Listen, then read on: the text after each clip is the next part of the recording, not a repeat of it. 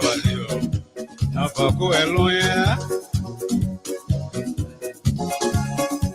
Sweet, sweet kiss Savalio. Napaku Elon. You take it from Peter today, Paul will take it from you tomorrow, Mama. Sweet, sweet, living is sweet, oh, where the rich or poor. Why not pray for a long fellow? You can pray for a long life. As long as they live, you know, the better we grow. Fine, power is fine, oh, it can make you heavy. It's just like a brook, you know, a way to capsize. Sweet, sweet kiss our liver. Not for go alone. You want be can eat it, or a picture can eat it. Kiss our liver. Kiss our liver. Oh, sweet kiss our liver.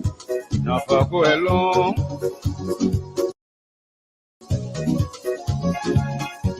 You take it from me there today, or Paul will take it from you tomorrow, Mama. You check it from me right today, oh mother will check it from you tomorrow. Fine, oh fine, may your feel.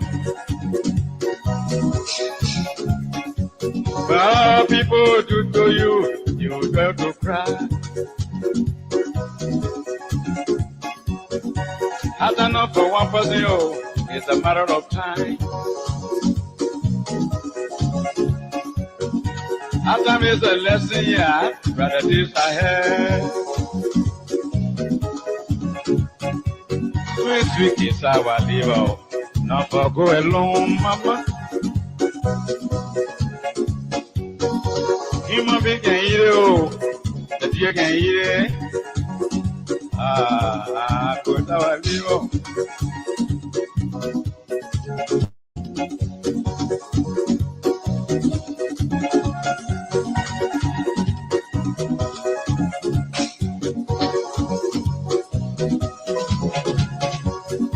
Sweet is our liver, not for go alone. Human beings can eat it, or a creature eat it too. Sweet, sweet, living is sweet, oh, where the rich or poor. Why not pray for long fellow? They can pray for long life. As long as they living, the better we grow. You check it from me right today, oh, mirror will check it from you tomorrow, mama.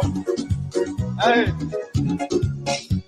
you take it from Peter today, oh, Bob will take it from you tomorrow. Fine, power is power, it can make you heavy. Looking like a crook, you know, a way to capsize. Kesavalio, Kesavalia, Kesavalia, Mama, no for go alone. Why not pray for long fellow? He always pray for long life. As long as they living, the better we grow, my people. Sweet, sweet, Kesavalio, no for go alone. That's enough for one person, oh, it's a matter of time, Papa. After is a lesson, yeah, brother, this I had. I'm about away, let where my way go. You live in your home. I'm about away, Papa, yeah.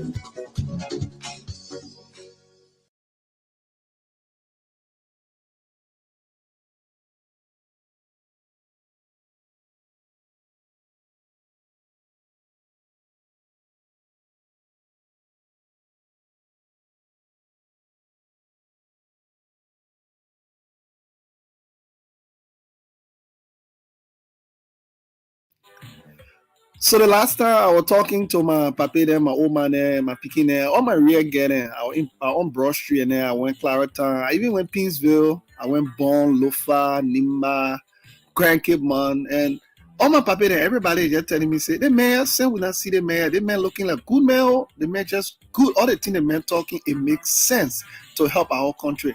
But all the people then just keep telling us, say, oh, the man just coming, the man ain't do nothing for Liberia. So I say, you know what? Yo, wait, let me go check so I can find out the thing here. So I went and checked.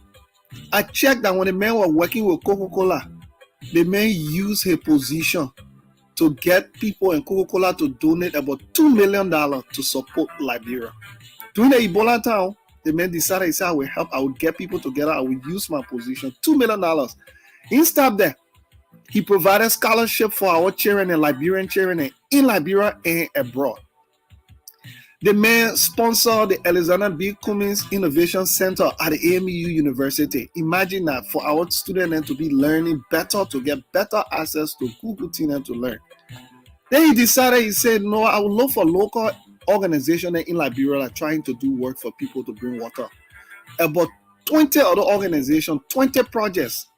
He decided to sponsor 20 projects for organizations who were building pump, digging well, helping to provide clean drinking water. He stopped there. The man spent almost $4.5 million in the Pinsville area, around the Dupo area for you who actually living there to build the first school they call STEM school. That school is supposed to help our children and learn about computer, about technology, about math, about science. The first time ever in the history of Liberia.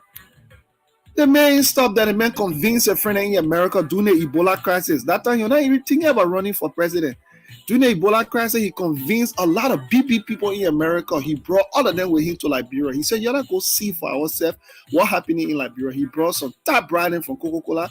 Because of that, they decided that during the Ebola crisis, Coca-Cola would not shut down. While all the other companies that were closing, Coca-Cola remained open. In fact, Coca-Cola increased their work in Liberia by employing more Liberians than what Cummings do.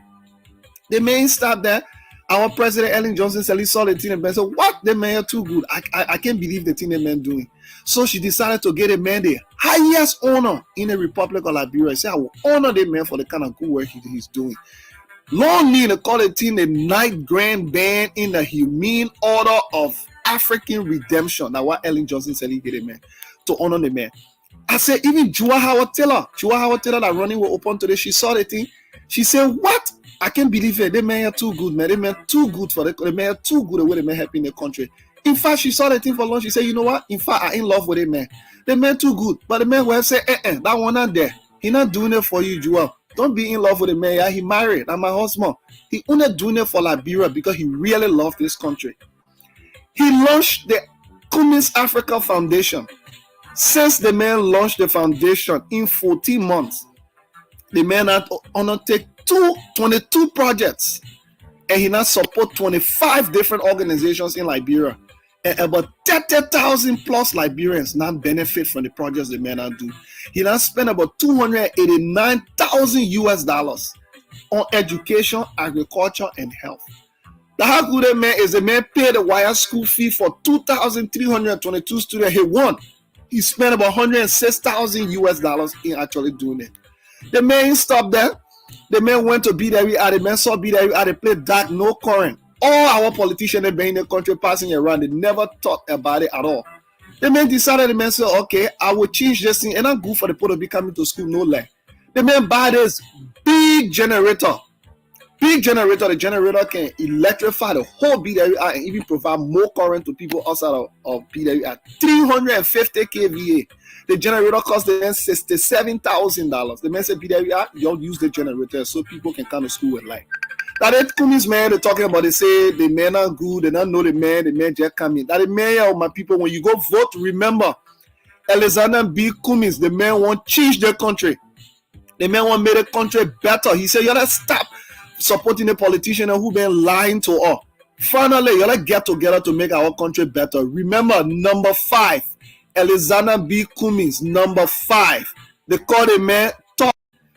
So the last time I was talking to my papa there, my old man there, my pikin there, all my real getting, I on Broad Street and there, I went Clarendon, I even went Pinsville, I went Bon, Lofa, Nimba, grandkid man, and all my papa there, everybody just telling me, say, the man, same will not see the man looking like good man, the man just good. All the thing the man talking, it makes sense to help our country. But all the people then just keep telling us, say, oh, the man just coming, the man do nothing for Liberia. So I say, you know what? Yo, wait, let me go check so I can find out the thing here. So I went and checked. I checked that when the man was working with Coca-Cola, the man used his position to get people in Coca-Cola to donate about $2 million to support Liberia. During the Ebola time, the man decided, he said, I will help, I will get people together, I will use my position, $2 million. He stopped there. He provided scholarship for our children and Liberian children in Liberia and abroad. The man sponsored the Alexander B. Cummings Innovation Center at the AMU University. Imagine that for our students to be learning better, to get better access to Google things to learn. Then he decided, he said, no, I will look for local organizations in Liberia that are trying to do work for people to bring water. About 20 other organizations, 20 projects. He decided to sponsor 20 projects for organizations who were building pumps, digging well, helping to provide clean drinking water. He stopped there. The man spent almost $4.5 million in the Pinsville area, around the Dupo area, for you who actually living there, to build the first school they call STEM school. That school is supposed to help our children and learn about computer, about technology, about math, about science. The first time ever in the history of Liberia. The man stopped there. The man convinced a friend in America during the Ebola crisis. That time, you're not even thinking about running for president. During the Ebola crisis, he convinced a lot of big people in America. He brought all of them with him to Liberia. He said, you gotta go see for ourselves what happening in Liberia. He brought some top branding from Coca-Cola. Because of that, they decided that during the Ebola crisis, Coca-Cola would not shut down. While all the other companies that were closing, Coca-Cola remained open. In fact, Coca-Cola increased their work in Liberia by employing more Liberians than what Cummings do.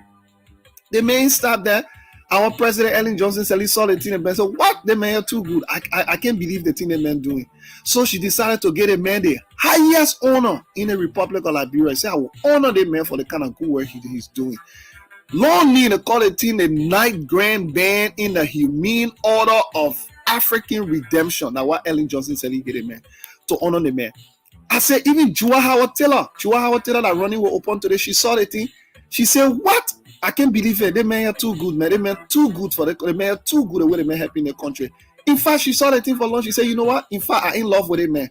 The man too good. But the man will say, that one not there. He not doing it for you, Jua. Don't be in love with the man. Yeah, he married. I'm my husband. He only doing it for Liberia because he really loves this country. He launched the Cummings Africa Foundation. Since the man launched the foundation in 14 months, the man had undertaken 22 projects, and he now support 25 different organizations in Liberia, and about 30,000 plus Liberians now benefit from the projects the man now do. He now spent about $289,000 on education, agriculture, and health. The how good a man is, the man paid the wire school fee for 2,322 students. He won. He spent about $106,000 in actually doing it. The man stopped there. The man went to BWI. The man saw BWI. They played dark, no current. All our politicians that been in the country passing around, they never thought about it at all. The man decided, the man said, okay, I will change this thing, and I'm good for the people to be coming to school, no lie. The man buy this big generator. The generator can electrify the whole BWI and even provide more current to people outside of BWI. 350 kVA. The generator cost the man $67,000. The man said, BWI, you don't use the generator so people can come to school with light. That the Cummings man, they're talking about, they say the men are good, they don't know the man just come in. That the man of my people, when you go vote, remember,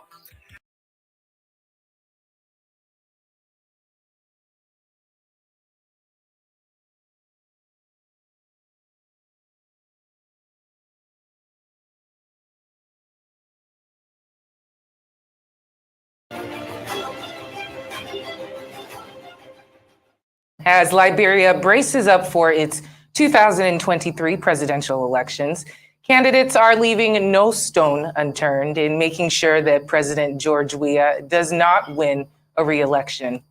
And while the opposition parties are plotting his ouster, President Weah is not resting on his oars as he makes efforts to retain power for another 6-year term. Joining us now to speak on his strategy to win the #1 seat in Liberia is one of the frontline candidates from the Alternative National Congress, ANC, Alexander Cummings. Good afternoon, and great to have you here on Newsday. Thank you. My pleasure. All right, so we're here to assess your chances in, the next year's presidential election, given the fact that you're running against the current president, George Weah, who is seeking a second term in office. How do you feel about this? I feel very confident that we will replace President Weah and make him a one-term president, primarily because of his performance, his track record over the past 5 years. When he ran in 2017, he was very famous. He was a footballer, didn't have a record to run on. Over the last 5 years, the economy is going the wrong direction.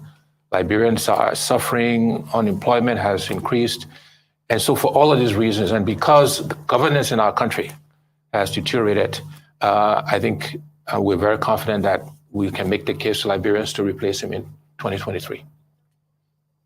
All right, when you contested in the 2017 election, you scored just 7% of the total votes.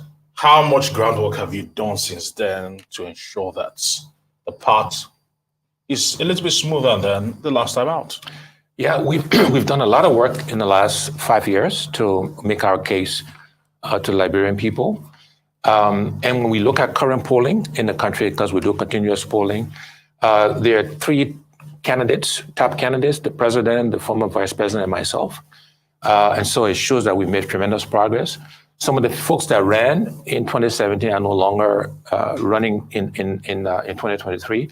But most importantly, we have traveled the length and breadth of Liberia.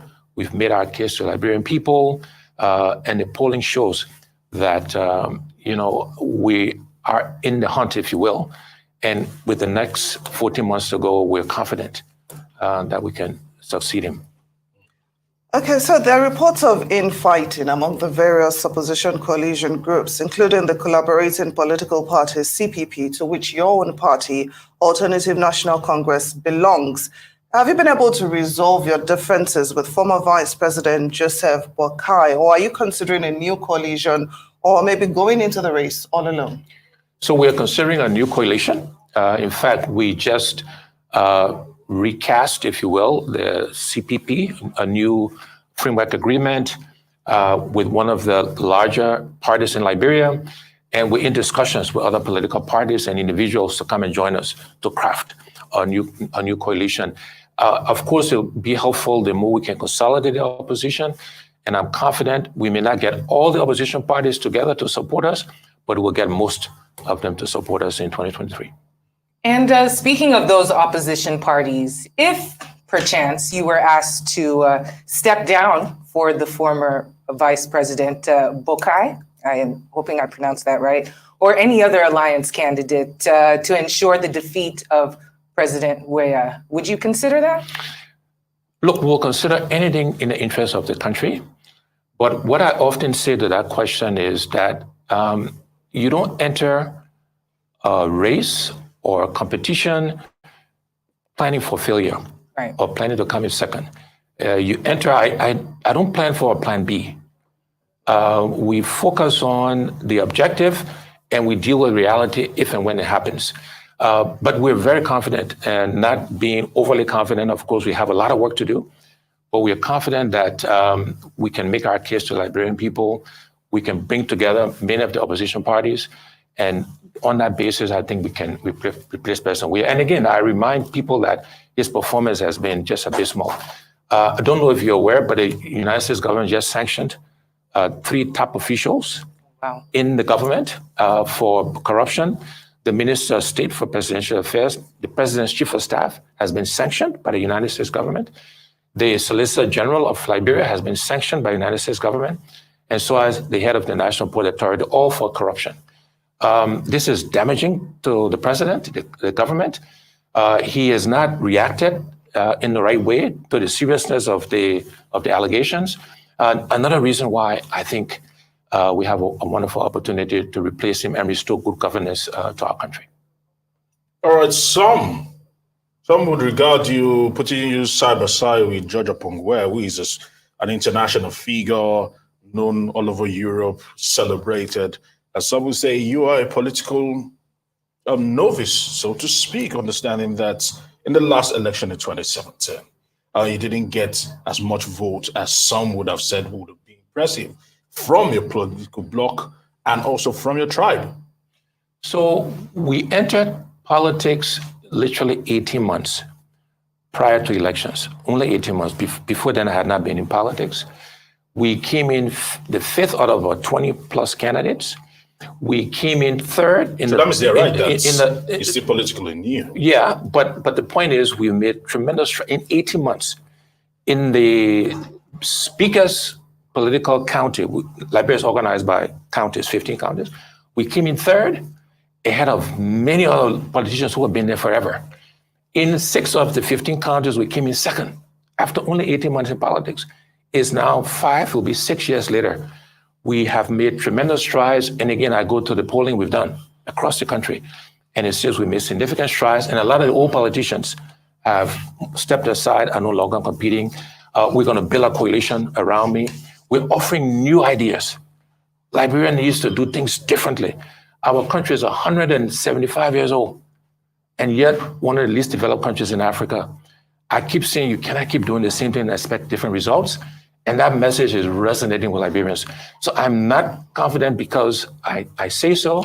The facts support it, and the progress we've made supports that as well. Well, I know that you've been endorsed by some women groups, and while reacting to their endorsement, you spoke of a lot of challenges that you would like to fix, like the need for improved schools, better healthcare delivery service, lifting Liberians out of extreme poverty, and so many other issues. But I'd like you to share details, of how you're going to address these challenges. Sure. So the first thing we have to do to address the challenges is we have to find the resources, the money to do that. Otherwise, it's just talk, as I always say. And so we are going to do the following things to try to find the money. First, we're going to stop the stealing, the corruption, right? And redeploy those resources into these areas we talked about. Second thing we're going to do is we're going to focus on the private sector. So I grew up in the private sector, if you will. I ran Coca-Cola Nigeria, so I'm very familiar with this country. I ran Coke Africa. I had a global responsibility for the company in many functions around the world.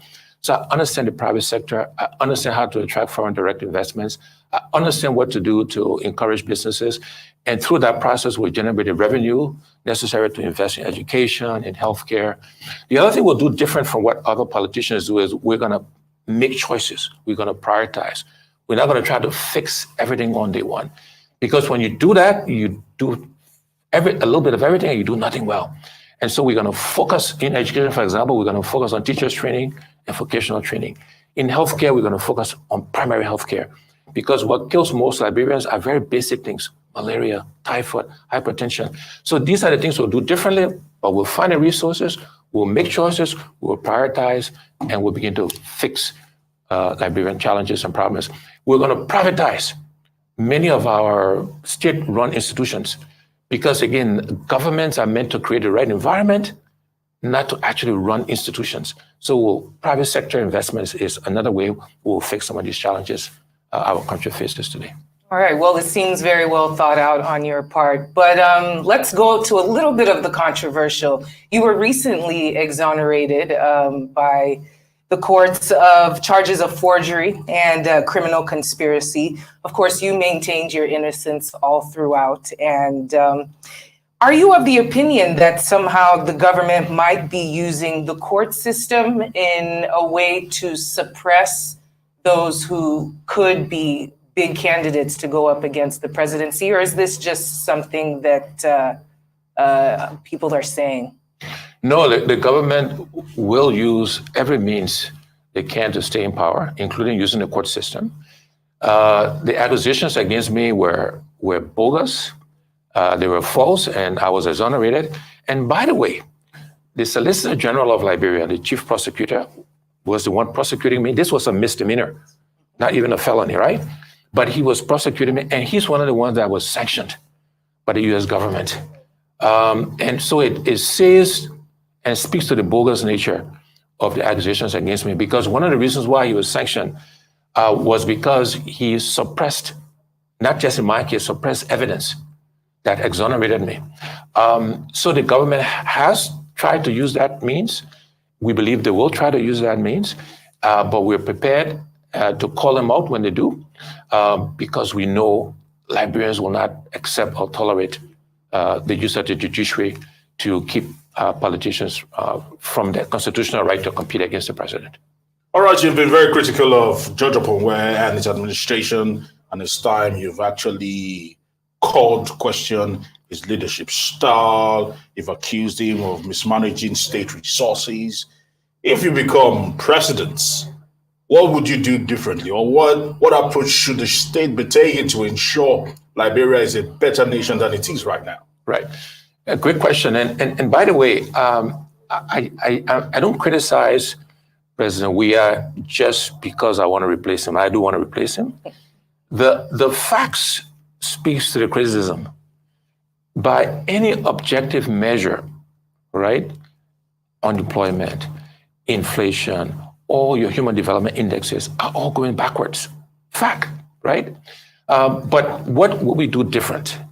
First of all, we'll restore integrity to the leadership of Liberia. You know, I've had the opportunity to literally manage billions of dollars in my corporate life. Because I always say the best predictor of future behavior, future performance is past behavior, past performance. And so if you look at my past behavior, past performance, you will see that I've delivered results. I've set goals and achieved them. I've built strong teams. I've managed with integrity. I don't make commitments I can't keep. So we'll do all of these things differently. We'll build the right team of people. We will invest in the right things. We will ensure integrity in governance. We will change the dynamics of how our country has been run historically. And so for all this, I'm the only person running who has had the experience I've had in the private sector. Because I strongly believe that the private sector will be one of the key drivers of change in Liberia. We've been too dependent on this thing called government, and government has a key role to play. But we will make sure we embrace the private sector, create the right environment for the private sector to thrive, create jobs, generate new taxes.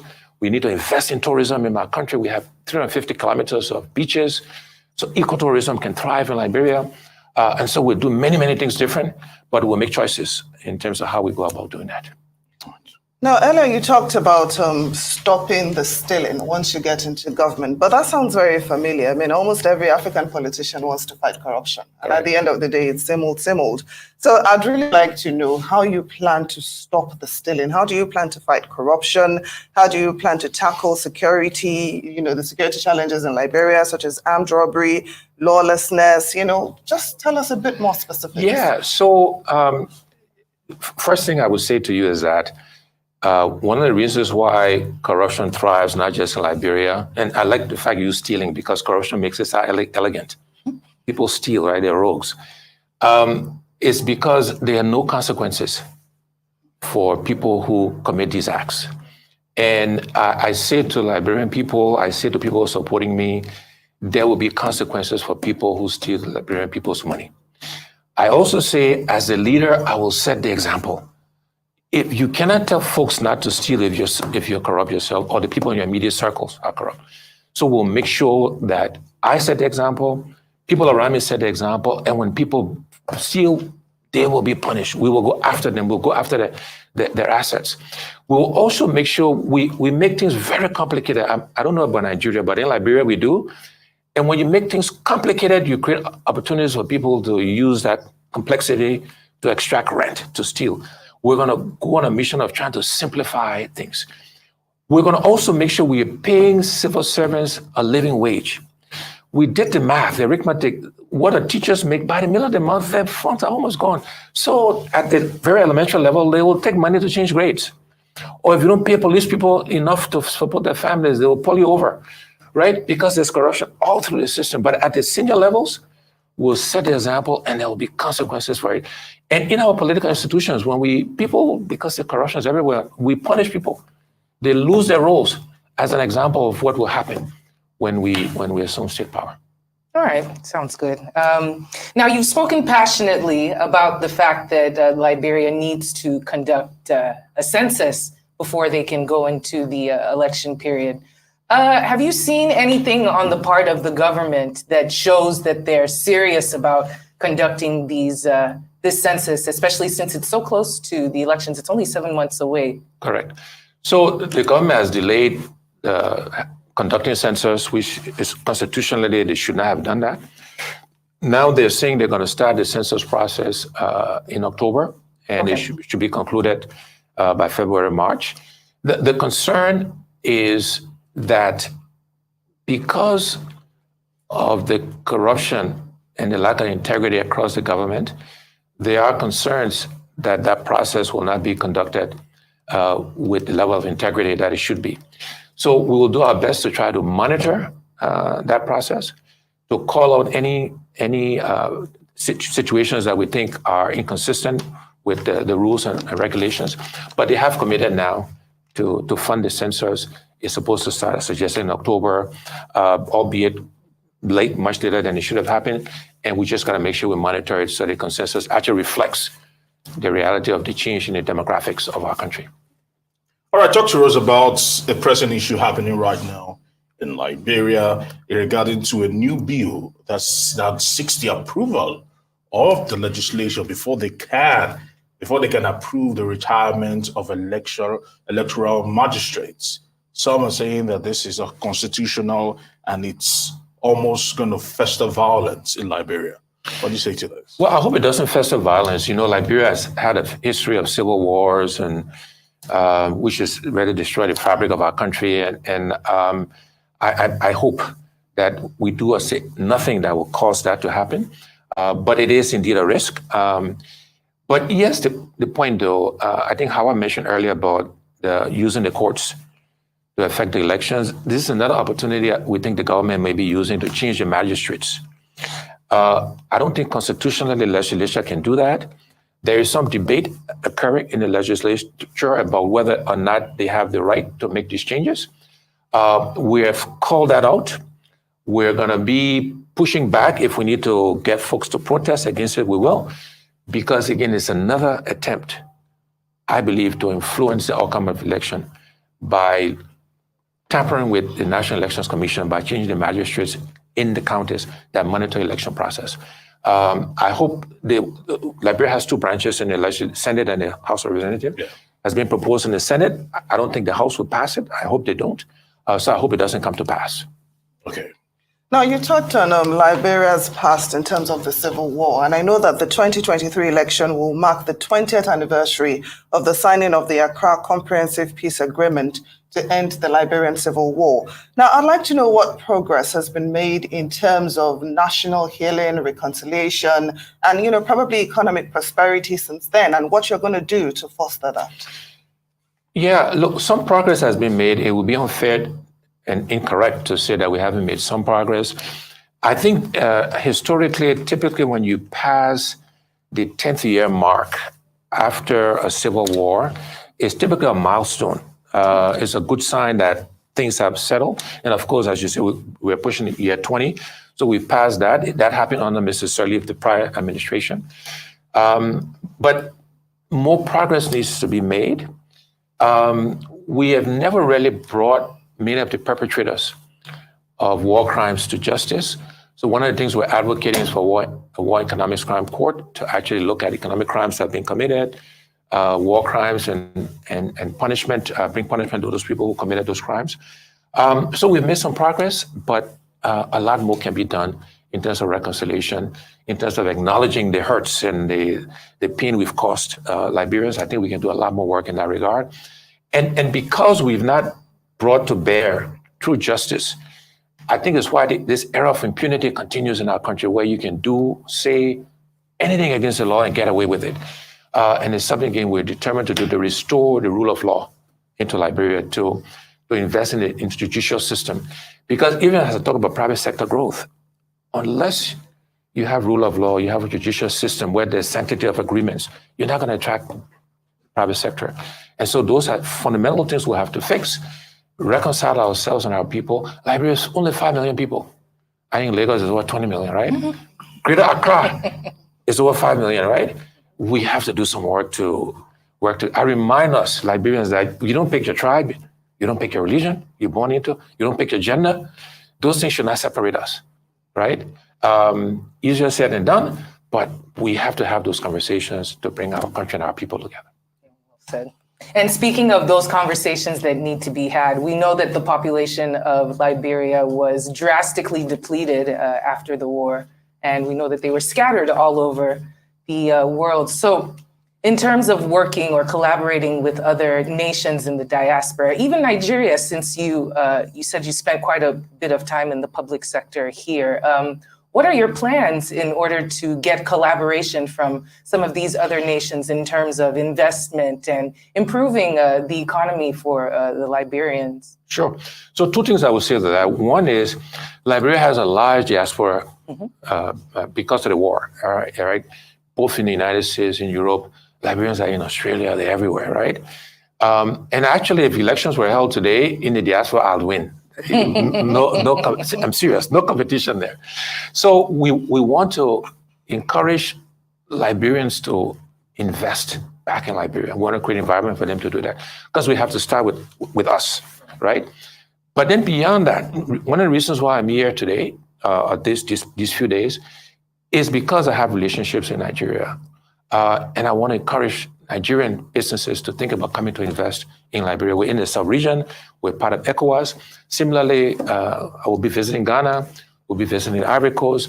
Because before we even go to the West, I think we need to start in the sub-region. And again, Nigeria is 180 million people, big banks, big businesses. Want to encourage them to look within the region. And then, of course, we'll look at the Americans and the Europeans who come back to invest in Liberia. But I want to start and focus on the region, including diaspora and Liberians, wherever they may be. Here in the West, they have resources, they've done well. They can either come home to help or they can send us their money and we'll invest it on their behalf and give them a return. All right, you've spoken passionately about the need for Liberia to conduct a census for the election. The government has decided in their wisdom to put it in March of 2023. That's just a few months before the election. Do you think this is enough? Has this allayed your fears in any way? To some extent it has. As I mentioned, it will start in October. It will be done, I think, by February. And then because it's based on that, we have voter registration because we have the redemarcated districts. The population has grown. So it's good that they're going to do the census. It's unfortunate they waited so late to do it. And we expressed some concerns about the integrity of that process. But, I'm a very practical person. It is what it is. It is going to happen. We'll try to monitor it to ensure it goes the right way. And then we'll work to try to make sure the results of the census is reflected in the redemarcation of the country and the various constituencies, et cetera, et cetera. But some concerns, but unfortunately, we are where we are, and it's going to happen under the current circumstances. Now, apart from Liberia, Nigeria and Sierra Leone will also be holding their general elections in 2023. Now, I'd just like to have your thoughts on how these three countries, can achieve free and fair election, devoid of violence, voter intimidation or harassment, especially when you consider the fact that some countries in Africa have started experiencing military takeovers. So how can we prevent such in these three countries? Yeah, it's an excellent question that we, Nigerians, Sierra Leoneans, Liberians who are going to election, is really incumbent upon the leadership of our various countries to ensure fair and free elections. In the case of Nigeria, you don't have an incumbent running. You have two non-incumbents. So it should be in the interest of the government, even though their party has a candidate, to ensure free and fair elections because of the risk of violence or the military coming back to power. I think the same is true in Sierra Leone and obviously in Liberia coming up next year. So it is in our political, economic interest to hold free and fair elections. And I'm reasonably confident it'll happen. Look, it will not be perfect. But Nigeria has gone through several elections with peaceful transfer of power. And you could argue maybe about some problems that happened, same with Liberia, same in Ghana. So I don't have a magic bullet, a silver bullet in terms of answering that. But I do think we recognize and realize that it's in our interest, our country's and people's interest to have free and fair elections. And so I'm hopeful that happens in the three countries coming up. And you mentioned the examples, what happened in Mali with the coup taking over. I hope those are examples as to what not to do so that we don't get the consequences of that. Guinea, similarly had a military took over. And those consequences, lawlessness, crime, insecurity, these are things we are all quite aware of. Liberia is definitely struggling with those, and it's definitely linked to poverty and the inability of people to make a living and go about their lives as they want to. How would you address those situations? And does that make you scared?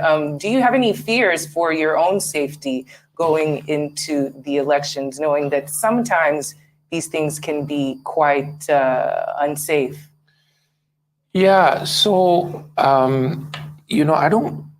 the lawlessness that's happening, poverty is a contributor, no question about it, but I think is the environment you create that makes a difference.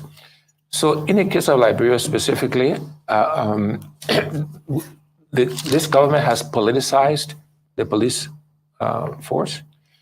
What we would do different is we'll have professionals run the police organization. We'll make sure they're appropriately resourced to do the work. We're not gonna politically prosecute anybody and then you have to give people hope. The broader population, people have to see progress, however small in their lives. Those are things we have to do differently across the continent, right? So those people who commit crimes have to be punished. There has to be consequences. Then you have to give people hope. I mentioned earlier, you got to pay people a living wage. So the choices we make, the priorities we make, the examples you set is what would influence safety and security in the country. Without that, nothing happens. Our president said we should all get CCTV. That was his answer, literally. It's on tape, right? That cannot be the solution from the head of state, because fundamentally, one of your primary responsibilities is to ensure the safety and security of the country. And so we make sure the police has the resources it needs to enforce the laws. We'll make sure we're investing in our people, in human capacity and human potential. We'll make sure our people are hopeful that their children and their future will be brighter than theirs. And if you do those things, you begin to reduce crime. All right, talk to me about, you spoke about free and fair elections, but vote buying is becoming a big issue in Liberia, as we're seeing lawmakers engaging in one-term vote buying, literally, to try to garner support for themselves ahead of the 2023 general elections. Do you think the electoral body is doing enough to curb vote buying? Are you afraid that those with deep pockets might be able to sway the electorate their way? That is clearly a risk. And I think I would be Pollyannish to say that it doesn't exist or that the Elections Commission has the capacity to stamp it out completely. I think they will work hard to try to reduce the amount of sort of vote buying, if you will. I think it's an unfortunate reality of the political situation, not just in Liberia, actually, but across the continent. So it is an issue. It is a concern. We can only encourage the elections commissions to do the right thing, but we will also monitor. We will build our own capacity to monitor and therefore report and call out when that is happening. Because one way to minimize it, at least, is to surface it, to make it visible, to make it known that you in your constituency are buying vote or you're trucking people from one district to the other. That shining the light on it tends to reduce the likelihood of that happening. So unfortunately, I think some of that will happen in Liberia. We're hopeful it'll of course, at the presidential level, that's also a risk. But we're going to do everything we can to monitor it, to call people's attention to it, to shine a spotlight on it, if you will, and to support the National Elections Commission in their attempts to reduce the lack of integrity in the electoral process. All right. Well, talking about the nation's election commission, some people like the former Vice President Boakai, they've questioned the integrity and the impartiality of that commission. Do you also have concerns or fears about the integrity of the commission? We all do have in the opposition have some concerns about the integrity of the commission. And that's a generalized accusation, if you will. There are individuals on the commission, in the institution, who are doing the right thing, want to do the right thing, but in general, there are those concerns exist. I mean, I'll give you another fact. Constitutionally, the president has the right to appoint all of the commissioners of the elections process. But historically, what the former president did was she asked the opposition to identify candidates, and she had actually appointed candidates from the opposition to the commission. There's 7 commissioners that run the election process. Because it was an attempt to ensure some balance, some fairness. So of the 7, 3 were oppositions in the last administration. The current commissioner was actually appointed by the current president when she was in opposition. She's now chairman, which is fine. I mean, that's with the this president though has appointed all his partisans to be commissioners, right? Shows the contrast between the last administration and this one. So there are general concerns about it. Again, there are individuals in there who are going to try to do the right thing, and we'll try to support them in the right way who can. But that concern does exist about whether or not the elections will be managed with integrity. All right. Well, we are almost out of time. I just want to ask you if you have anything to say to Liberians who are out of the country and around the world, the reasons why you would be the best presidential candidate for how you would run Liberia for the next couple of years. Well, first of all, thanks for the opportunity to have the conversation. Great questions. Your research has been quite good about the issues we're faced with in Liberia. First of all, I want to give Liberians hope to say that, we've gone through a lot of challenging and difficult times. We are a resilient and tenacious people, and we can change our country. Liberia deserves better, and we can make a difference if we make the right choices. I will also say to them that of all the candidates running, because our biggest challenge in Liberia is economic, is to grow the economy, to create jobs. And by doing that, we can fix many of the other challenges we have in our country. I'm the candidate with the most experience in the private sector. I understand the private sector. I understand the economy. I studied finance. I studied economics. I've lived it. I've done it successfully. And we can bring these skills to bear to grow our country. I describe the economy as this bowl of rice. We eat rice is our staple in Liberia, right? And that bowl of rice has been static or shrinking. Human nature, when that happens, everybody's gonna fight to put their hand in to get their share. We need to grow that bowl of rice. And every Liberian has to believe they can put their hand and get their share. Only 2 things should limit their ability. 1, you gotta follow the rules. And 2, if you're lazy, you're not gonna eat a lot. If you work hard, you'll eat more. That's the kind of Liberia we wanna develop. Grow the bowl of rice, grow the economy, create opportunities, and every Liberian has to believe they can have their share of that. We are the only candidate with the experience, with the knowledge, with the background that can promise Liberians that, and that they can believe we can make happen. I want to say many thanks to you, Alexander Cummings of the Alternative National Congress in Liberia. Wish you all the best. Thank you. In the coming polls. Thank you. Great. Thank you.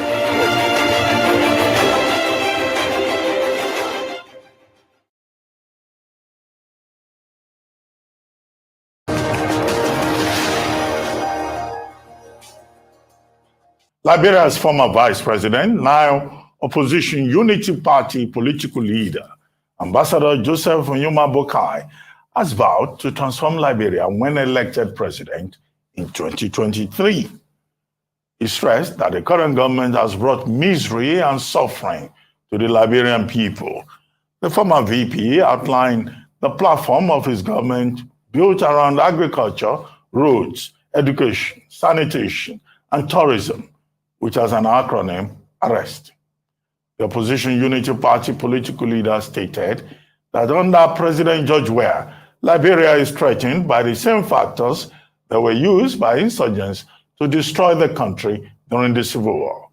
Joining us now to discuss the state of the nation of Liberia and his ambition to become the next president of the West African country is Joseph Nyuma Boakai, former vice president of Liberia and the presidential candidate of the Unity Party of Liberia. Good morning, and thank you for joining us on the morning show. Thank you for having me. Well, quickly, you've been Minister of Agriculture. That's right. You've been Vice President, Yes. 2006 to 2018. And now you say you want to be a president. You are 78. The man that is there, George Weah, he may be in the opposition party, but he belongs to a younger generation. What is the ambition? What's the proposition? Why do you think you need to go back there to help the people of Liberia? Well, I always say that whatever is chasing you, if it doesn't stop running, you can't stop running. Our country had not seen the kind of leadership that is needed to transform that country. And Mr. Weah is not a person to do it. We knew it, but we gave them the chance to take him. And now we know very well that it's not a test. We know for sure that Weah was not cut off for that. And so we cannot allow our country to degenerate further. Well, how has Liberia degenerated under the leadership of President Weah?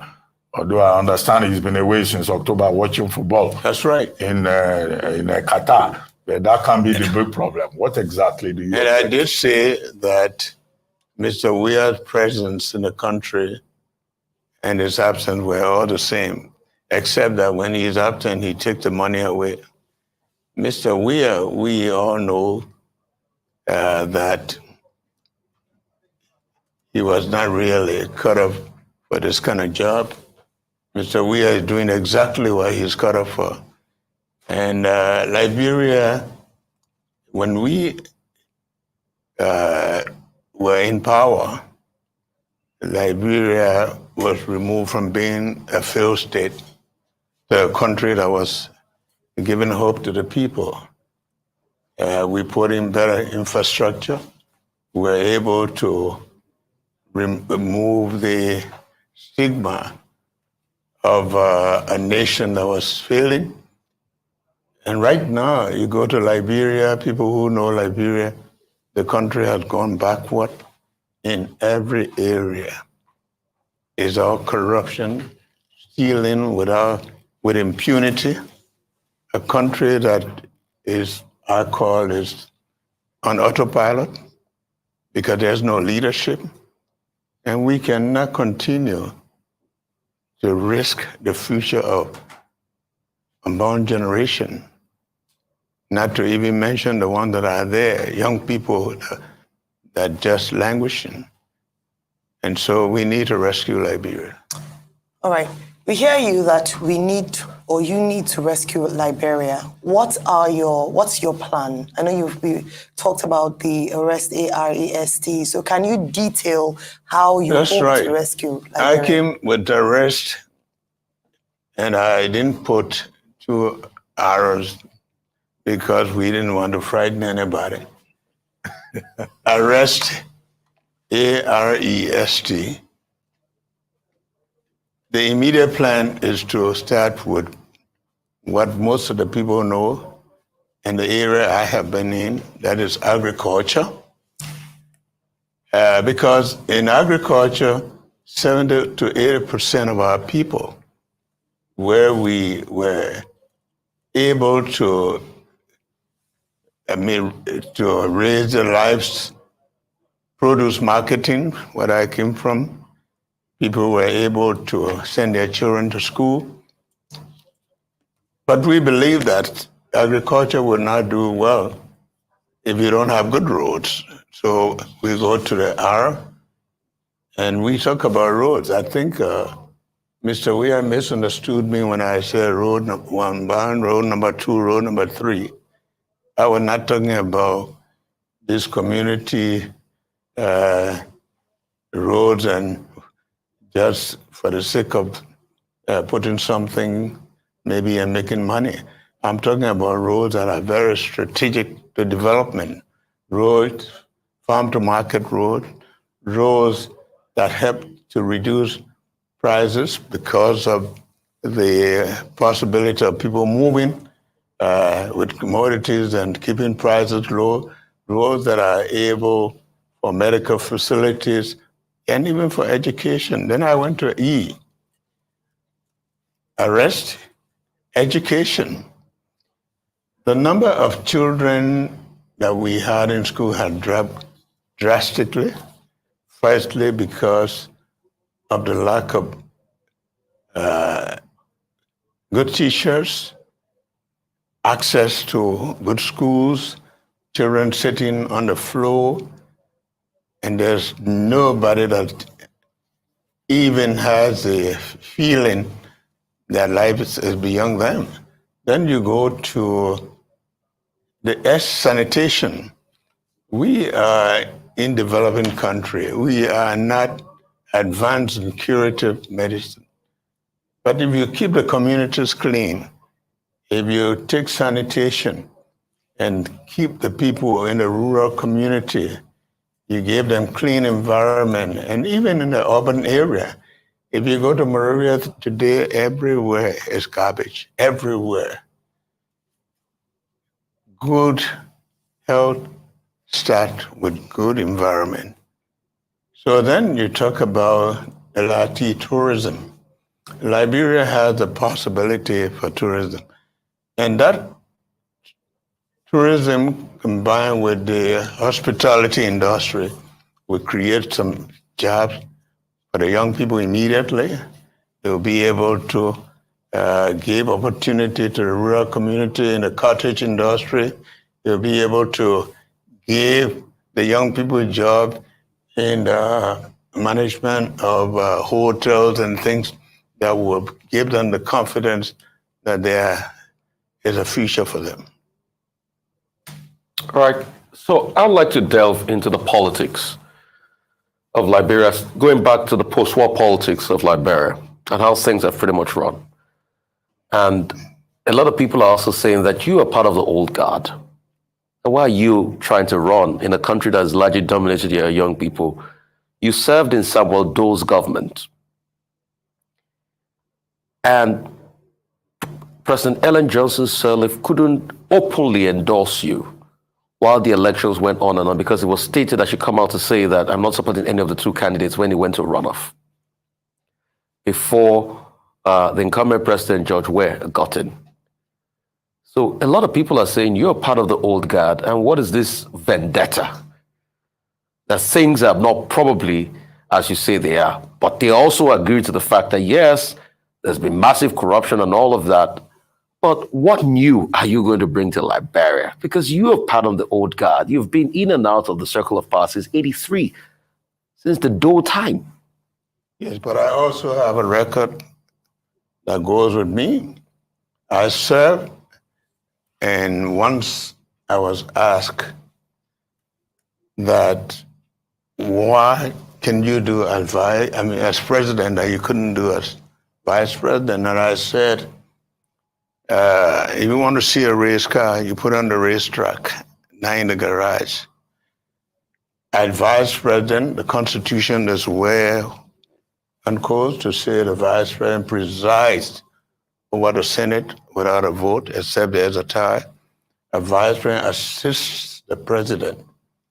To assist the president is a matter of choice, whether the president wants to be assisted or not.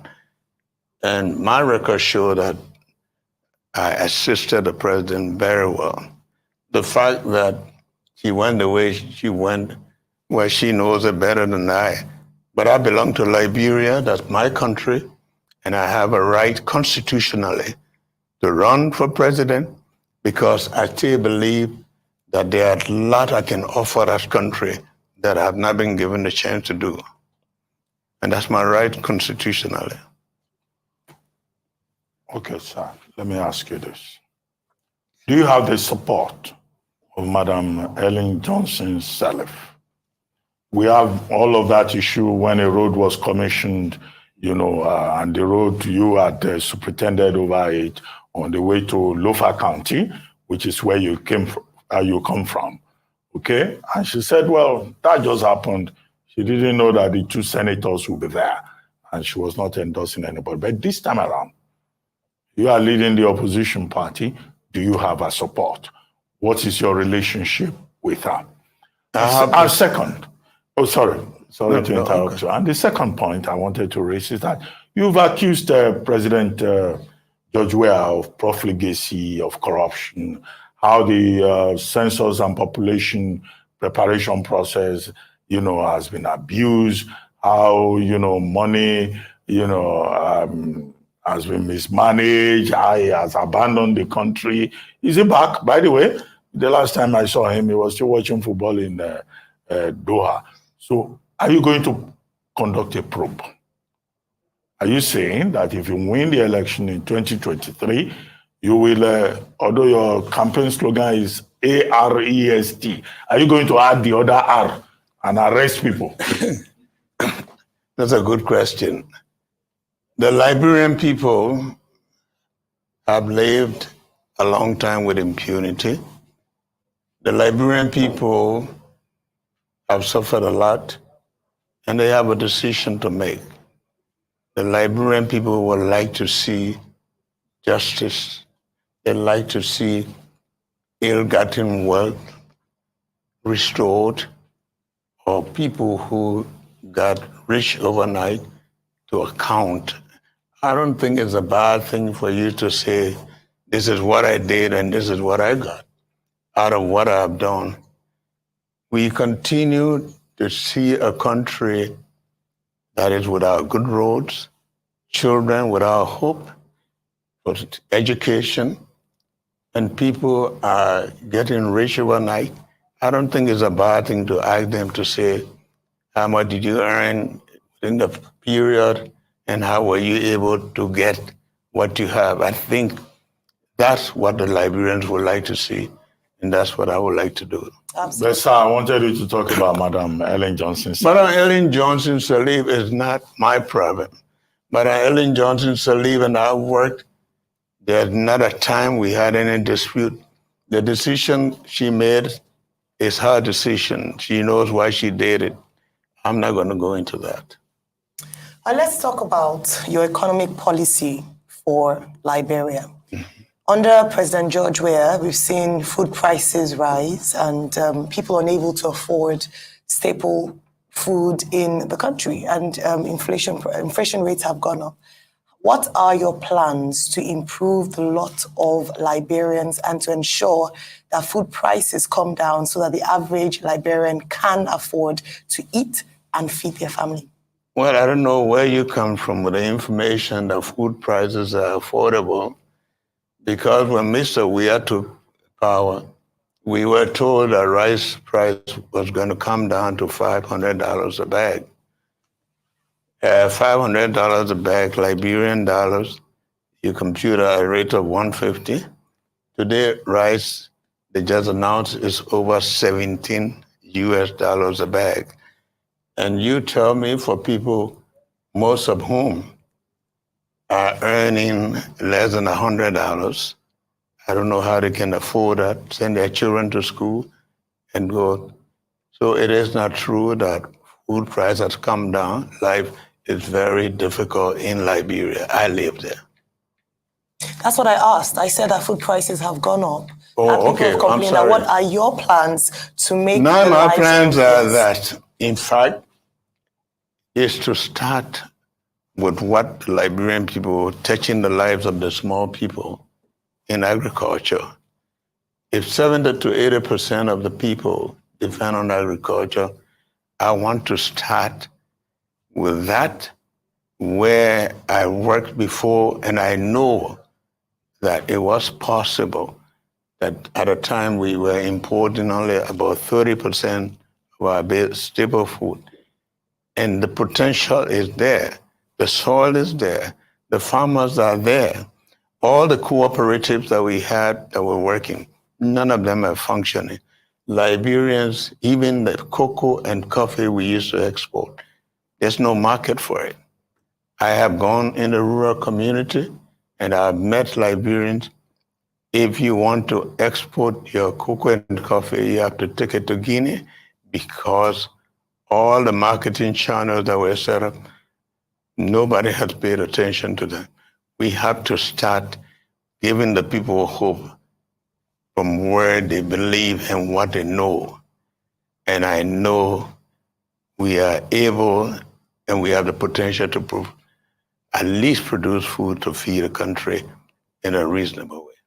Just have to wrap up one thing quickly, and it was a good thing you talked about rice because we remember the famous Tolbert rice riots in the 70s and how it impacted in Liberia. But one thing real quickly, we saw the effect of Ebola, how it ravaged the healthcare sector in Liberia and also COVID.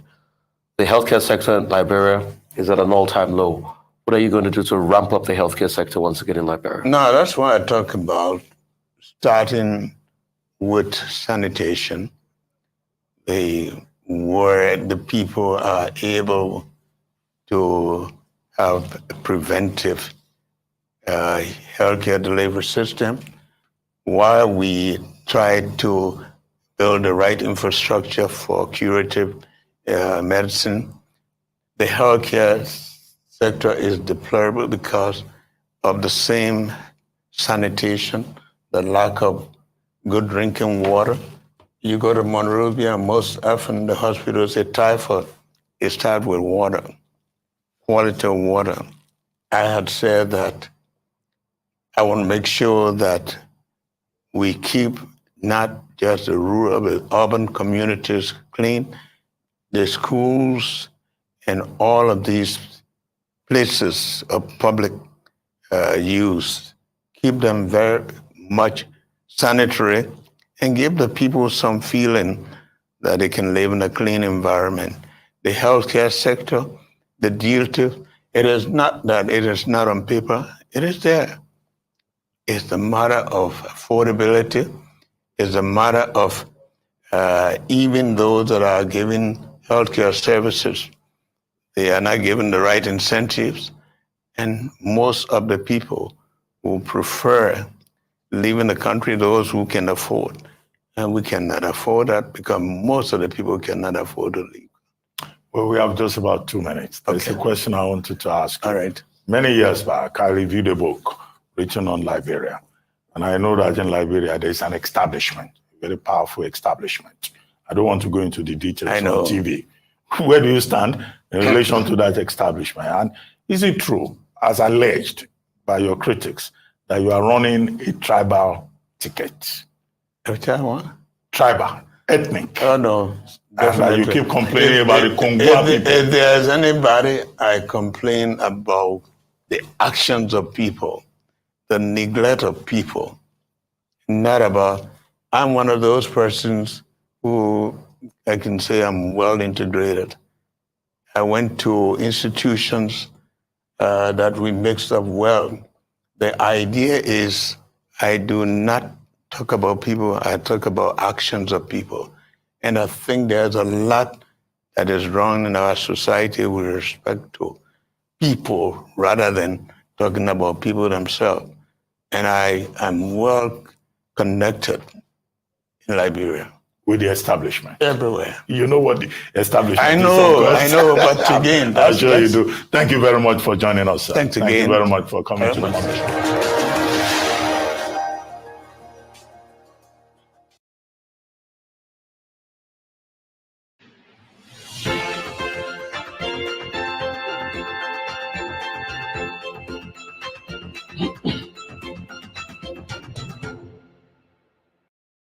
Hello, welcome to the conversation here at News Central Television. This is the program where we bring you all to date with all the political happenings around the continent of Africa. I'm Benga Borowa. And I'm Rita Mordi. A lot of stories making the rounds on the political scene around the African continent. And take for Tunisia, where the country has granted the president more powers according to the constitution. And right now, on today's edition of The Conversation, we'll be looking at situations in Kenya and, of course, situations in Liberia. Quite a lot happening politically on the African continent. You and I thought we were done and dusted on Monday, following the announcement of the Kenyan presidential election results. But it looks like we're in it for a long haul. It's going to the courts. Definitely. And, Raila Odinga is not taking a no for an answer, and he's saying he's going to head to the court. And I think the fact that there's a division between the IEBC commissioners has also given him a bit of backing. Some grounds to use in court. And elections in Angola next week. So quite a lot is happening. But let's start off our conversation today in Liberia, where 3 Liberian officials named in the United States sanctions have been suspended by Liberian President George Weah. President George Weah views the allegations against the officials contained in the report as grave. He also designated the principal deputies of the suspended officials to act in their stead. The United States announced on Monday that it has imposed corruption sanctions on senior Liberian officials, including one close to President George Weah, the minister in charge of presidential affairs, and President Weah's Secretary General, Nathaniel McGill. Now, Nathaniel McGill is accused of abusing his position to undermine the integrity and independence of Liberia's democratic institutions for personal gains, according to a statement from State Department spokesman Ned Price. A separate Treasury Department statement said he received bribes in government contracts. 2 other senior officials are also sanctioned, Same Sirenu Cephas, who is Liberia's Attorney General, and Bill Tewe, who heads the National Port Authority. Now, joining us live for this conversation, we have publisher GNN Liberia, an online newspaper in Monrovia, Joel Cholo Brooks. We also have Ibrahim Al-Bakri Yei, fellow at the Center for Democracy and Development, Abuja, and Duker Institute for Social and Economic Research, Monrovia. Thank you so much, gentlemen, for joining us on this conversation. So right now we have just Ibrahim Al-Bakri Yei with us for the conversation, but subsequently we'll definitely have Joel Cholo Brooks join us. We're also expecting Dr. Clarence Muniba, former government minister in Liberia, to join the conversation. So we'll start with you, Ibrahim. What do you make of the suspension of the 3 government officials who were sanctioned by the United States for what it said was their ongoing involvement in public corruption? Hello, Ibrahim. Are you there? Okay, we hope to sort out Ibrahim's connection issues, but interesting developments in Liberia. And you begin to wonder, you know, politicians have a way of reacting when, okay, we have Ibrahim back. Let the expert speak. Hello, Ibrahim. Glad to have you join us. Yes. Okay. I'm here already. So, Ibrahim, if you can hear us, what do you think of this? Ibrahim, can you hear us? Okay, so if you can hear us, we would like your take on this officials who are being, or rather this ongoing involvement in public corruption by President George Weah's officials. Okay, we've lost Ibrahim. So like I was saying before, if the United States Treasury Department did not sanction these officials, or if they didn't, you know, flag it, would the Liberian government have responded this way? So it seems like the US is doing the work of the Liberian Anti-Corruption Commission. It might seem so, and to some others, it might also seem that the Liberian President George Weah is trying to remove the eyes from people. I think we have Clarence with us. Yes, we have Dr. Clarence Muniba as a former government minister, the youngest in the Republic of Liberia. Glad to have you join us, Dr. Muniba. Thank you very much. Very glad to be here. Obviously, on not the greatest of circumstances, as this, you know, really gives us a black eye as a country. But absolutely glad to join you on and shed some light on this.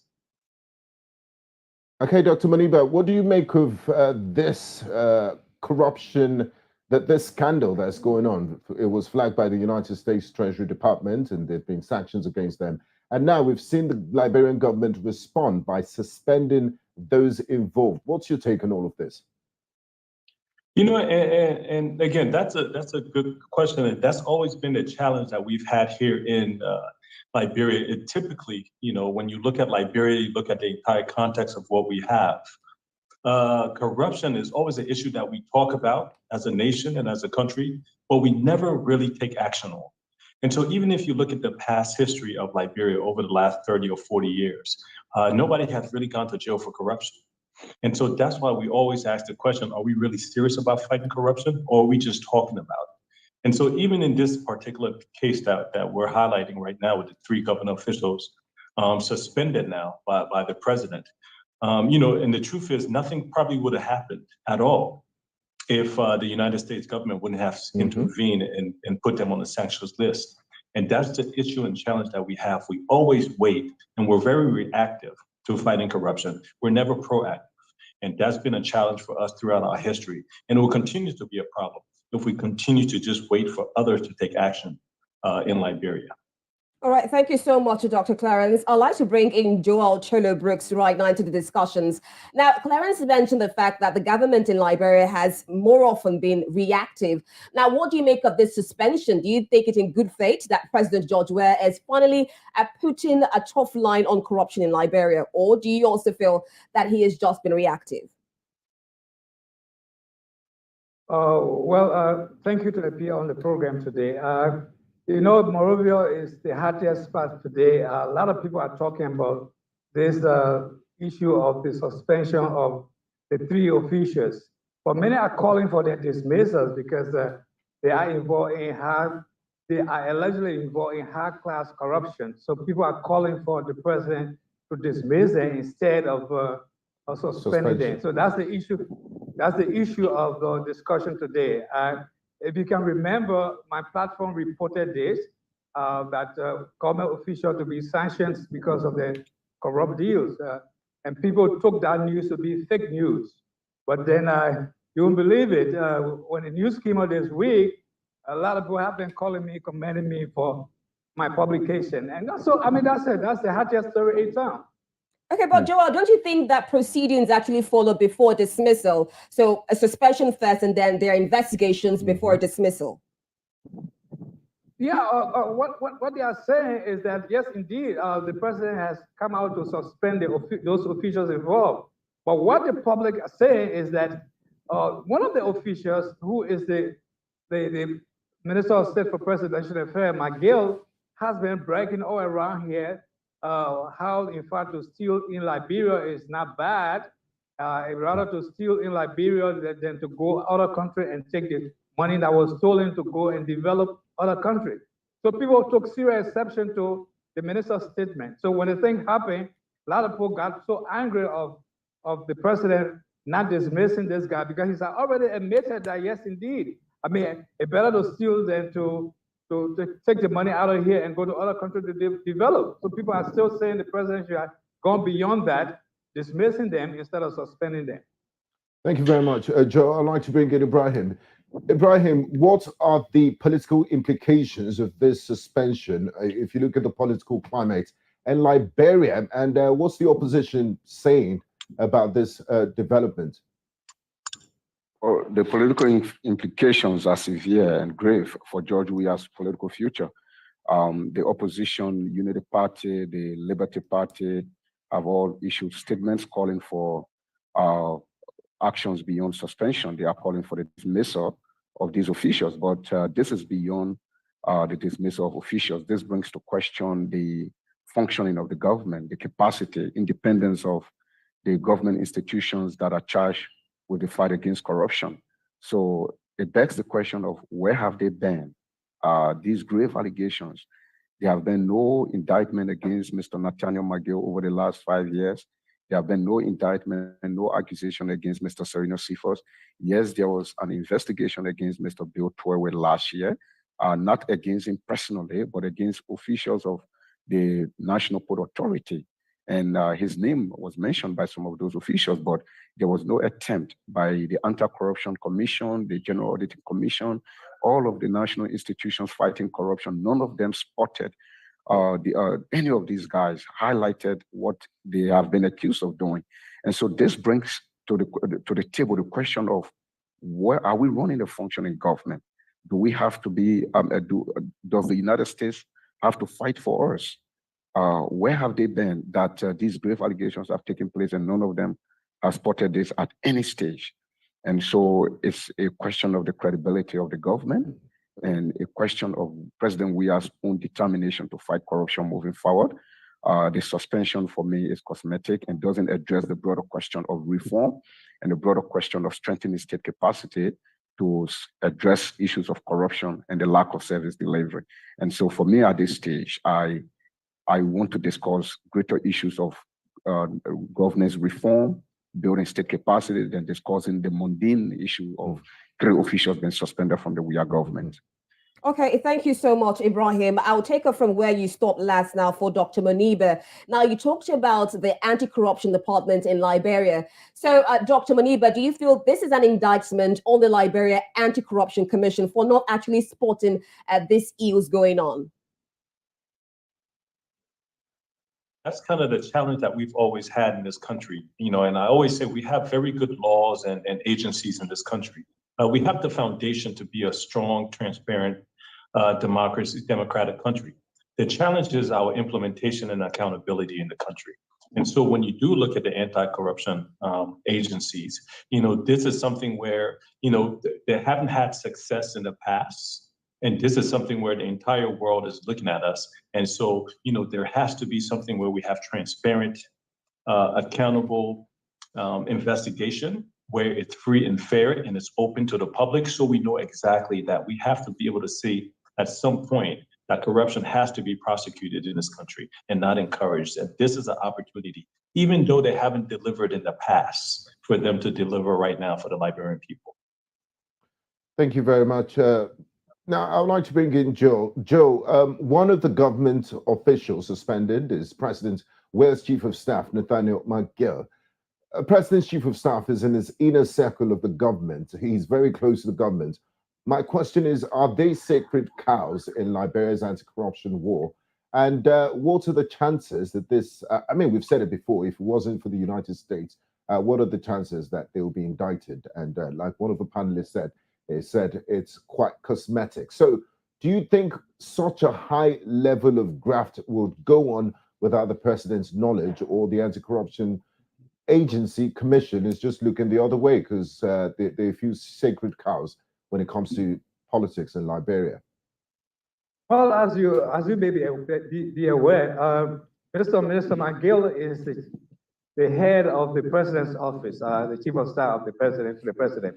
And then he has, everyone is saying, McGill, whatsoever he did, the president should be in the know because he's very close to the president. In fact, he goes around and making promises on behalf of the government, making pledges. Like the most recent one is the amount of $15 million, Liberian dollars, to one county. And people started to question as to where Mr. McGill got such amount from the pledge to the people of one county.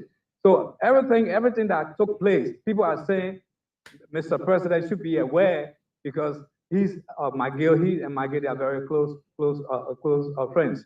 Another thing is that the issue of the minister not going out there to making sure that things work right. The president himself is aware, according to information received, that the issue of this is not like imposing sanction on her own person. This sanction has been imposed internationally. It's the U.S. government imposing sanction. I heard people talking in other quarters that McGill should be investigated locally. No, he cannot be investigated locally. The sanction was imposed by the American government because of what it got involved in. So that's the issue. People are saying Minister McGill must be dismissed and face the full weight of the law for misapplying the money of the people's money. So, that's the issue here. All right, Ibrahim, I'll go back to you now. You talk about governance reforms when looking at the issue of corruption going on in Liberia and how much sanctions will not go a long way. Now, what sort of governance reforms do you think should be done in Liberia? Well, governance reform in terms of institutional capacity building, we've already have the foundational institutions. There are elaborate laws, but the political culture doesn't support these laws. And so we need now to move into a new political culture with the necessary institutional arrangements. The Anti-Corruption Commission needs budgetary support, and it needs a process of recruitment that is independent and transparent so that its commissioners and staff are removed and disconnected from the political process, and so that they can project themselves and work more independently to investigate and support these things long before international actors like the US and other partners can support them. That's the kind of reform we are talking about, reforms that are rooted in the national culture and that address the immediate problems of the country, particularly corruption, abuse of power, and the lack of service delivery, accountability. That's the kind of governance reform we need. At the moment, we have so many institutions that are built putatively to respond to these things, but they do not have the capacity in terms of resources and the authority in terms of autonomy and independence to project themselves most forcefully and deliver on the expected mandate for which they were created. Now, Dr. Ibrahim, do you think it's deliberate that these government institutions, lack the support and the funding to go against corruption, or is it deliberate? To some extent, it is deliberate because the same political actors that enact them into law are the same political actors that undermine them in their function, in the discharge of their function. And so it is deliberate. Most of the time, you have to keep them incapacitated. You have to keep them toothless to be able to carry out some of the corruption and criminal activities that take place within the Liberian government. Thank you very much, Ibrahim. I'd like to bring in Dr. Maniba. Now, Dr. Maniba, the United States Treasury Department said Bill Twehek, the managing director of the National Ports Authority, orchestrated the diversion of $1.5 million in vessel storage fees funds from the National Ports Authority into a private account and from the private company to which he later unilaterally awarded a contract for loading and unloading cargo at Port of Buchanan. I mean, these are very serious allegations here. Do you believe that, he can do all of this without the knowledge of the president? And what do you make of all of this? Because it's corruption on a grand scale.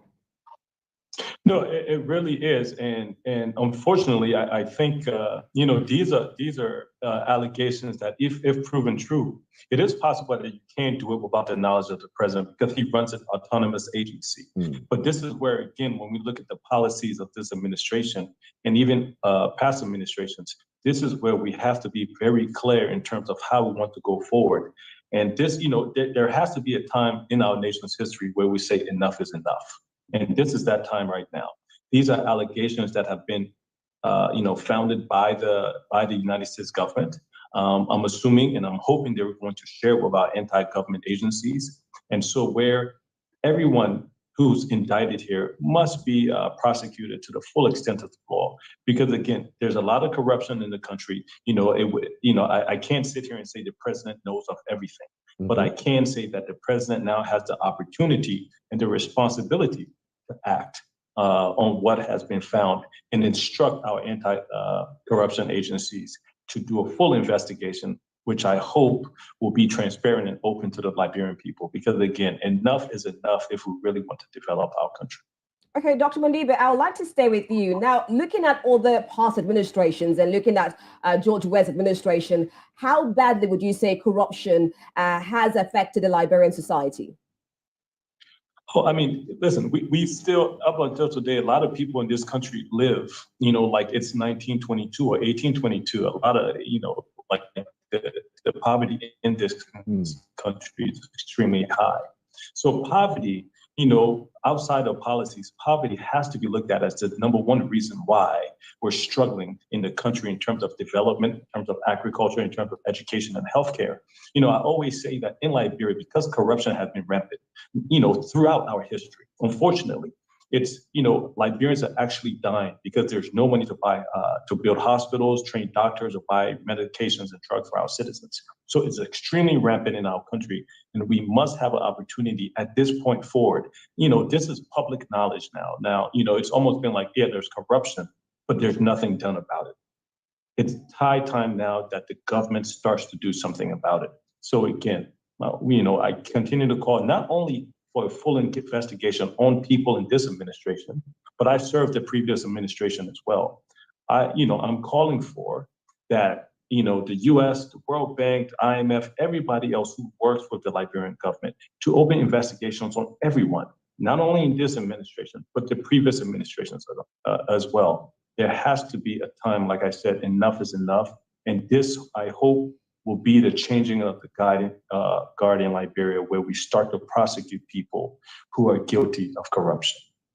Thank you very much, Dr. Maniba. Ibrahim, Dr. Maniba says there has to be consequences for corruption. And that brings me to this question. The National Civil Society Council of Liberia, in a statement issued yesterday through its national chairperson, Loretta Alethea Pokai, called on President Weah to take some concrete steps beyond the suspension to save the image of the government from embarrassment and ensure public trust by dismissing, prosecuting, and confiscating of ill-acquired properties or wealth, barring of said official from participating in political affairs and governance of the state. Quite a long and extensive list of what to do. But does the government of President Weah have the political will to do some of these things? And what will be the proper way of going about ensuring that, look, it's not just these three examples? How do we make sure that corruption is not institutionalized in Liberia? Well, George Weah has to muster the courage and the political will to do exactly what the population is calling for, what the people are calling for: accountability and consequences. The reason why corruption fester in Liberia is because there are no consequences for people who abuse power. And we went through a civil war, and after the civil war, individuals that were accused of gross human rights violation, accused of rape, accused of atrocities and mass killings, are still moving around with impunity. And that emboldens others to continue to be corrupt, to continue to violate human rights. And so when, as Clarence Moniba has said, this is the moment for accountability. This is the moment for an end to impunity. We have to rise to this moment, and George Weah has to work closely now with the United States to support his effort at stemming corruption. He said during his inauguration that he was elected on the mandate to end corruption in Liberia. And if he hasn't ended corruption, now he has the opportunity to work with the US government and to work with all international partners to build the capacity of the investigating agencies, the Liberian National Police Anti-Corruption Commission, to salvage the image of the Republic and save resources to support education, to support healthcare, and to support poverty reduction programs. And I think it can be done. He must do this. And to do this, he has to be transparent in his decision making. And as the US ambassador called on him, and we all, everything that the US ambassador said at his press conference are things that have been said over and over by ordinary Liberians, that he must make good decisions. He must appoint competent people to government. He must appoint people with record of integrity and probity to government. And he must ensure that they are all accountable and respectful of the rule of law. These are simple things to do. Yes. And the laws are there, the laws are clear. Our country, our people have suffered enough from corruption. We still live in primitive conditions. Hospitals are absent in far-flung rural areas. Women are struggling and dying in hospitals to give birth because of the lack of medication and because of the lack of simple things like hospital gloves. And so this is the moment, and he must rise to this moment and live up to his pledge of ending corruption. Okay, Dr. Modiba, you heard from Ibrahim there. He said that George Weah was elected to end this long change of corruption going on in Liberia. Now, will these corruption scandals in President Weah's government have any bearing on his second-term bid and the outcome of the 2023 general elections? Whether it will have an impact on the 2023 elections, I'm sorry, you broke up. Yeah. Okay, I said, will this corruption scandals going on in his administration, will it have an effect on his second bid? Absolutely, absolutely. And if it doesn't, then we have to question ourselves as Liberian citizens to see if we really want change in this country.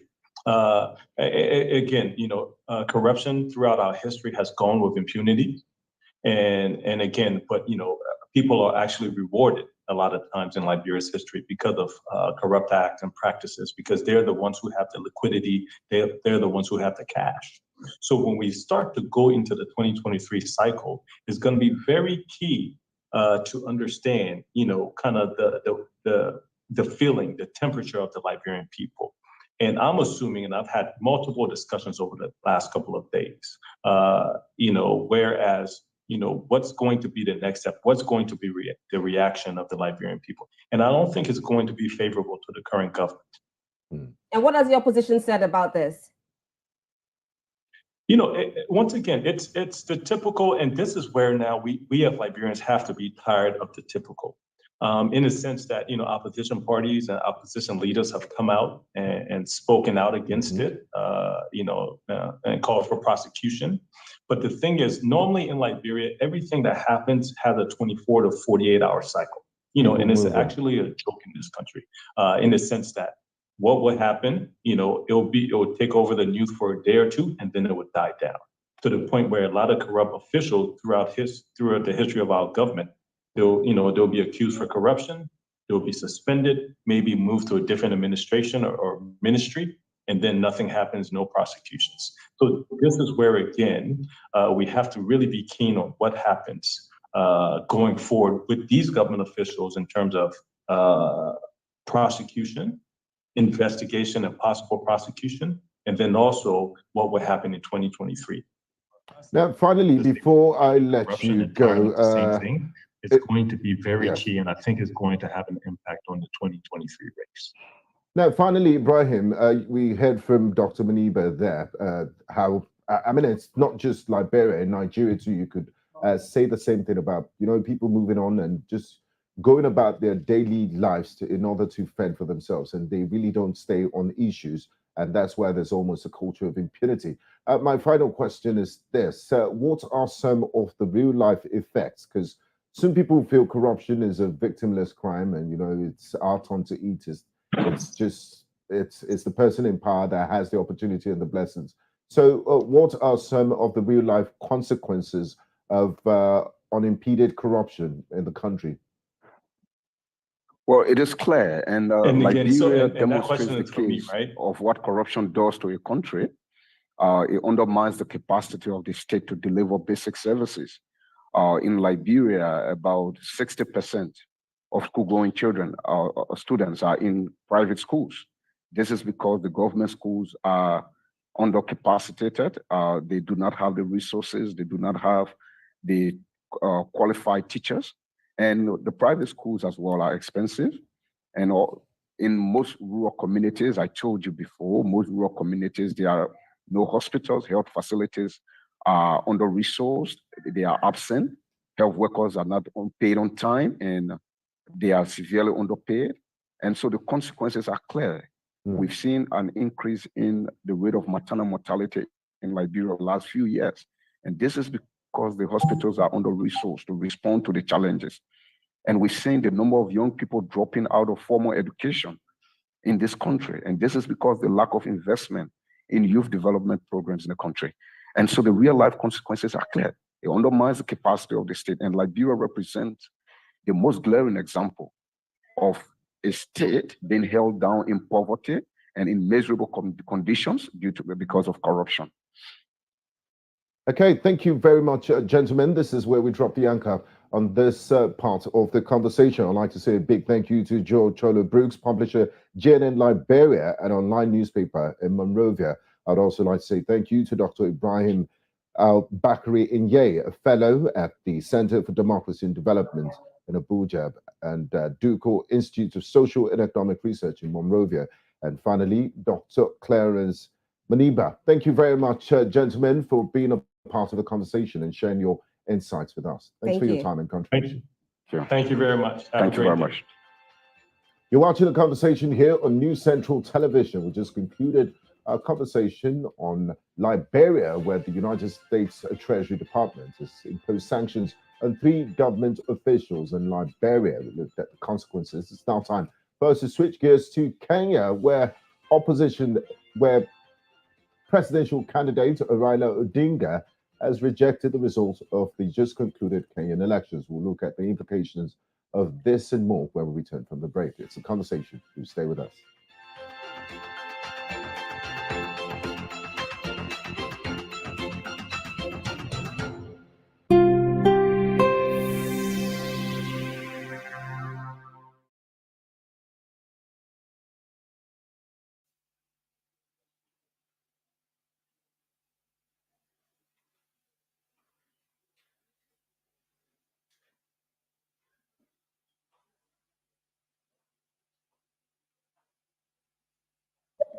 It appears the signal came too early. Please bear with us. For a few seconds, you can take your seats.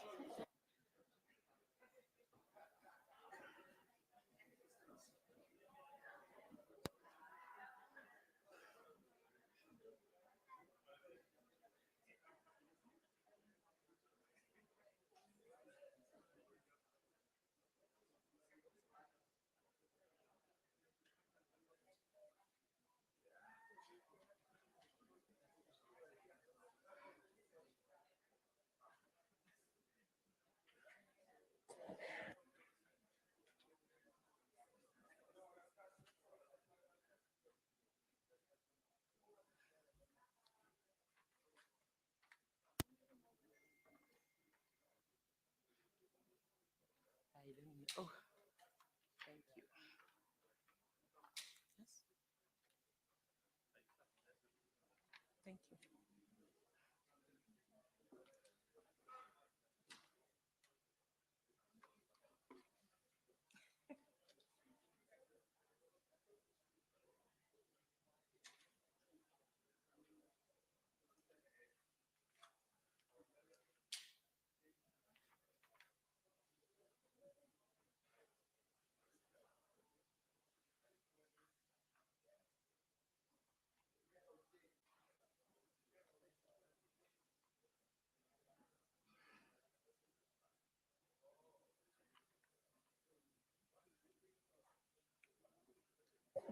We may rise finally.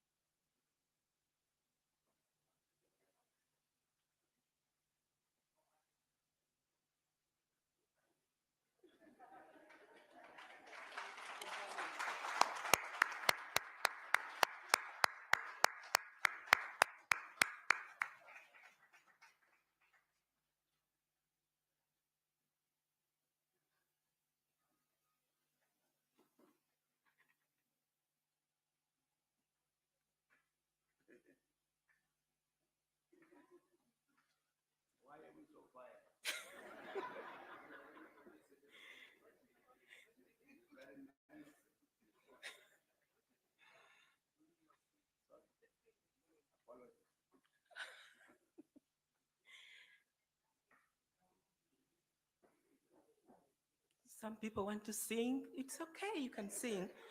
I think, have a seat, ladies and gentlemen.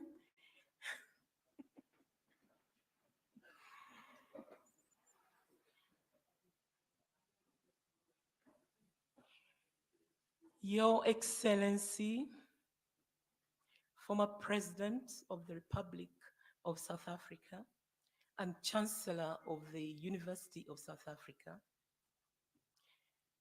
the Principal and Vice Chancellor, Professor Lenkabula, the Executive Dean of the Thabo Mbeki African School of Public and International Affairs, Professor Vilnkomo, members of Council,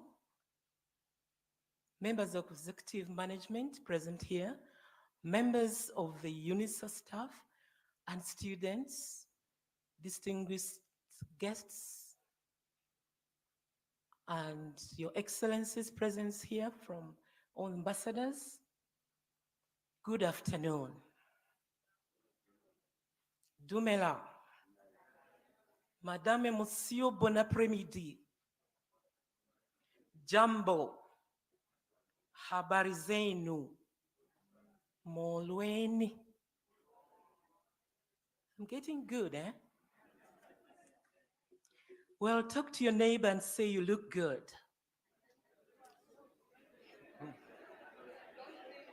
Yes. They do look good, aren't they? And tell them they are privileged to be here. It is an honor and indeed a privilege for me to be your program director. My names are Esther Kibuka Sebitosi. Just repeat that. Welcome to the country known as the Pearl of Africa. Which country is that? Put up your hand. We shall give you a present. Nobody knows. Uganda. Hey, that's good. So I am from Uganda, and His Excellency, who is our patron in the school, is really very Pan-African, isn't it? So it's such a privilege for us to have him here to seek his wisdom. If I was going to put any title to these conversations, I'll call it In Search of Wisdom. Why do you search wisdom? Because there's so much information you are getting from your tablet, from the radio, from television. So you're getting a lot of fake news. That is information. You have to turn that into knowledge. Knowledge is what you read, what you hear, but then the important thing is the wisdom. So the wisdom we are getting from His Excellency and the other speakers. What is wisdom? The wisdom is not just knowledge you've got from the books, but the application, the ability to apply that knowledge. What are the ways of getting wisdom? Long time ago, the Queen of Sheba went to King Solomon, and she took a lot of gold and spices to seek the wisdom of King Solomon. King Solomon had prayed for wisdom. So ladies were always rich, weren't we?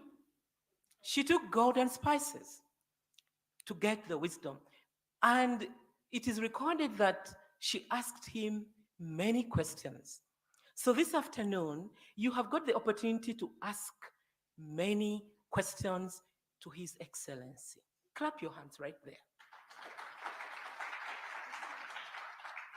And Solomon had prayed for wisdom. The other ways of getting wisdom is sitting at the feet of experienced people. That is what they call learnerships. Many do it in entrepreneurship. I have a PhD student in Ghana where the main mode of learning is that they give an expert and you come and learn. So this afternoon, we are privileged indeed to learn from His Excellency, from our VC, and from other speakers you're going to hear. Let me not waste a lot of time because these moments are very, very precious. So when you're asking these questions, please take note that you are seeking for wisdom, not information. Have you got that? Yes. I now have the pleasure of introducing our own Professor Lenka Bula, the South African clap.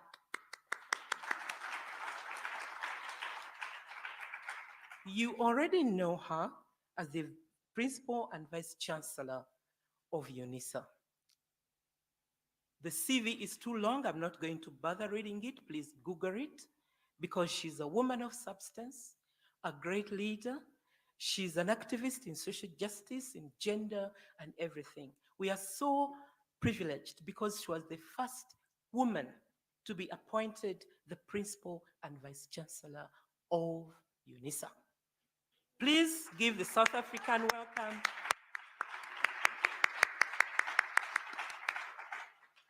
Prof. Thank you, Program Director Dumelang, Sandvanan, Molweni. Good afternoon. President Thabo Mbeki, the Chancellor of the University of South Africa and the patron of TM School.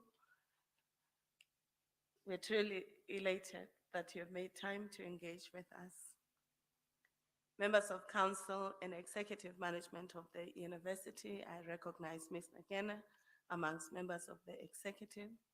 Professor Vil Ngomo, the executive dean of TM African School of Public and International Affairs, as well as Professor Magwe, the executive dean of the College of Education.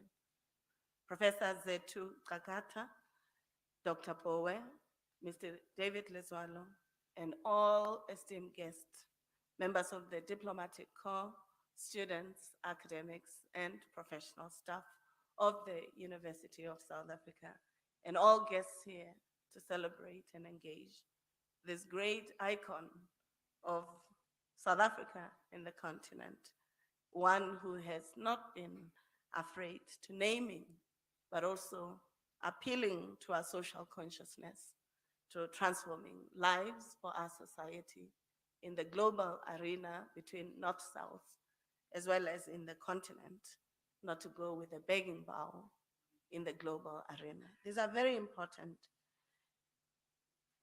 ideas about ethical agency and moral agency. I'd like to welcome you to the University of South Africa, the University of Leaders. Professor, the patron, is also an alumnus of this university. So if you're looking towards being a president at some point, try to do your best.